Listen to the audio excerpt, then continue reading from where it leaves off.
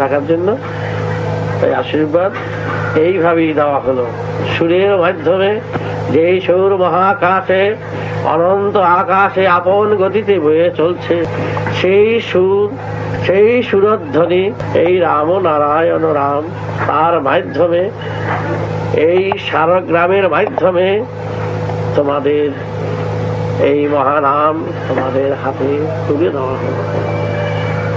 মহাকাশের মহাধ্বনি, যেই ধ্বনি সমস্ত দেবতারা, সমস্ত মহানরা এই সুর সাধনায় জীবন উৎসর্গ করে এই সুর আবার সেই মহাখনি হতে তুলে নিয়ে তোমাদের হাতে সমর্পণ করছে। তোমরা এই সুর সবার ভিতরে জাগরণ করে তোলো, সবাইকে জাগিয়ে তোলো। এই জাগরণের সুর সবাইকে জাগিয়ে তোলো। এই মহামন্ত্র মহানাম সবার দ্বারে দ্বারে পৌঁছিয়ে দাও। সব ঘুচিয়ে যাবে, আপন মনে বিপ্লব গজাবে গজাবে গজাবে, আপন মনে মীমাংসার ধ্বনি আপনি ধ্বনিতে আপনি মিটিয়ে যাবেন। সেখানে কোনো দলাদলি থাকবে না, কোনো মারামারি থাকবে না। এমন সুর তোমাদের ভিতরে বইতে থাকবে যে সুর সবাইকে শান্ত করে দেবে। এখানে অন্য কিছু আর থাকবে না। তোমাদের এই রামনারায়ণের অর্থই হচ্ছে মহাকাশ। মহাকাশের মহান অর্থ নিয়ে এই রামনারায়ণ রাম। তাই তোমাদের ন্যায়ের দণ্ড হাতে তুলে দিলাম, তোমাদের আশীর্বাদ করছি। তোমরা জীবনের যাত্রার পথে তোমরা যেই তরি ভাসিয়ে চলছে এই ঝড়ের বিরুদ্ধে, তোমরা তার বিরুদ্ধে লড়াই করে চলো। কোন অজুহাত শুনবো না, হতাশ নিরাশের কথা শুনবো না। যত ঘাত প্রতিঘাত আসুক, যত ঝড় ঝাপটা আসুক, তোমাদের তরি তত বেশি ঝড়ের বিরুদ্ধে এগিয়ে নিতে হবে।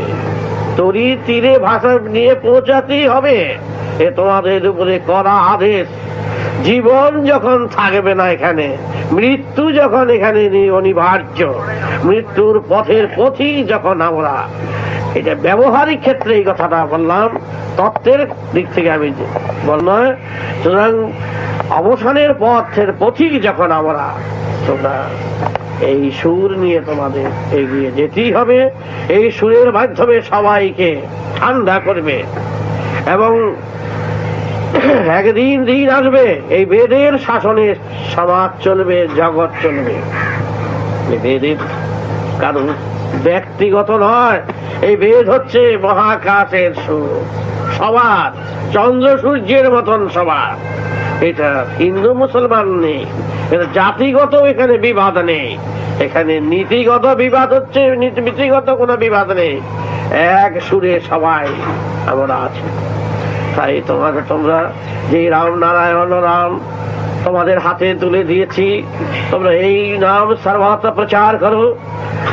ভাই বোন তোমরা সবাই আমার সন্তান, তোমার কাছে যারা দীক্ষা নিয়েছো, আমার রক্তের সম্পর্ক তোমাদের মধ্যে হয়েছে।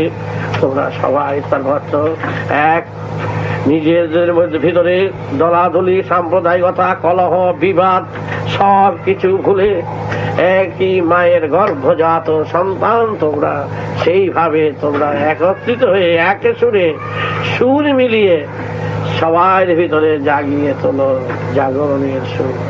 এই বেদধ্বনি, বেদ প্রচার তোমাদেরই একমাত্র কাজ। তোমরা বেদ প্রচারক, তোমরা বেদ বহন করে, গুরুর আশীর্বাদ নির্দেশ বহন করে তোমরা এগিয়ে চলো। হে পথিক, হে যাত্রী, তোমরা কোন দিক তাকাবে না, তোমরা দিক ভ্রান্ত হইও না, তোমরা পথভ্রান্ত হইও না, দিশে হারা হইও না।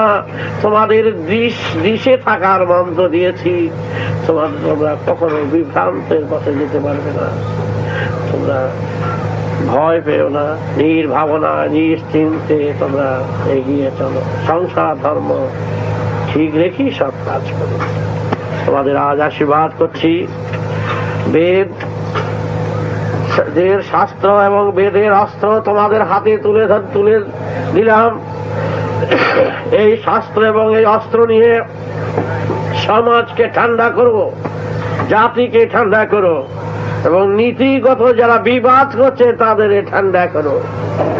দণ্ডই হচ্ছে তার মূল উৎস। এই দণ্ডের মাধ্যমেই সবাইকে ঠান্ডা করো।